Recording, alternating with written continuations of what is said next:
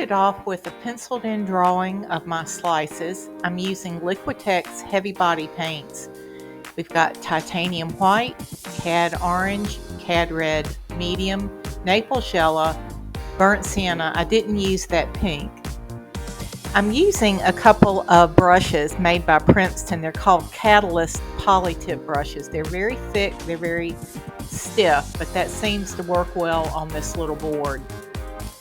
And looking at my reference, I just started mixing the cad orange with some white. As areas were darker, I would add in just a touch of the red, touch of the Naples yellow, making those sections look a little bit different. I actually bumped up the color a little bit from my reference photo. Why not? I love to bump up the color a little bit, and I thought it made it a little more interesting. So you're the artist. You can take liberties with that. I think one mistake artists make is they don't get darks dark enough and lights light enough so that there's a lot of contrast in the painting. If you get everything too close to a middle value, the painting just looks kind of flat and it's dull and it's not very interesting. So I encourage you, sometimes I'll just paint something that looks very close to the reference, and then I'll intentionally make my darks darker and make my lights lighter. Here I'm adding that outside run, and notice it's not just orange. You think of an orange as being orange, but it's actually gets very dark and red at the bottom, lighter at the top.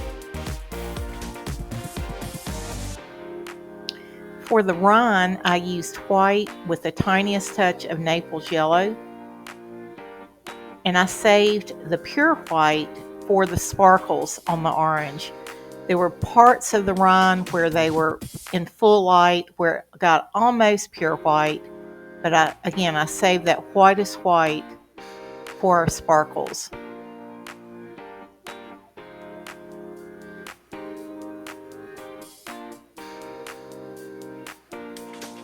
Try to keep that center section of the orange irregular and organic looking.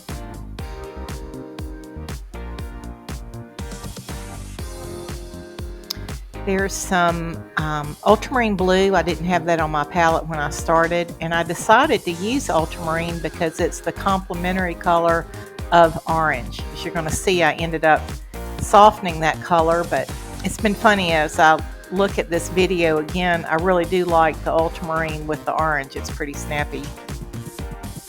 I'm using an angular brush. It's easy to go in and get around the edges of something with an angular.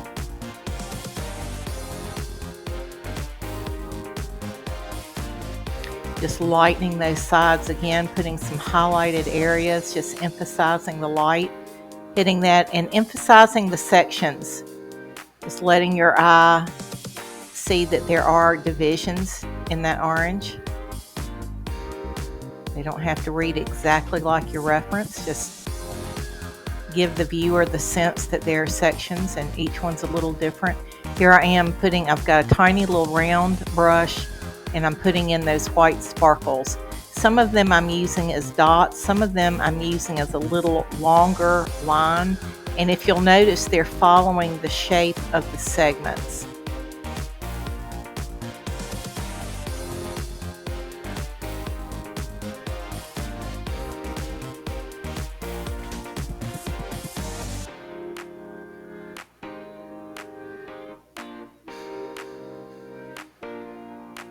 Notice some of the sparkles are large and some of them are very tiny.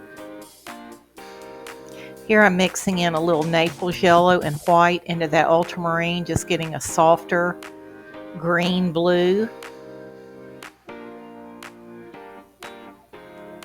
I liked that, but I decided I would try a turquoise. Third coat. I like putting multiple coats of color in my background. It's just a lot more interesting than a plain flat. Notice there are areas where I mixed in a little white with that turquoise and some places where it was the pure turquoise, so it wasn't just a flat color. And I decided that orange needed a little belly button, so I added in that little stem piece at the bottom. There's a close-up with the sparkles, and there you have it. I hope you've enjoyed this quick little demonstration If you'd like to see more of my work and take some very inexpensively priced courses in real time, please go to my website, victoriahagemanart.com, where you'll see full-length courses, short tutorials, and my original paintings. 25% of my paintings go to build water wells with hydrating humanity. You can beautify your home while beautifying a life. Links are in the description box below. Thanks a lot.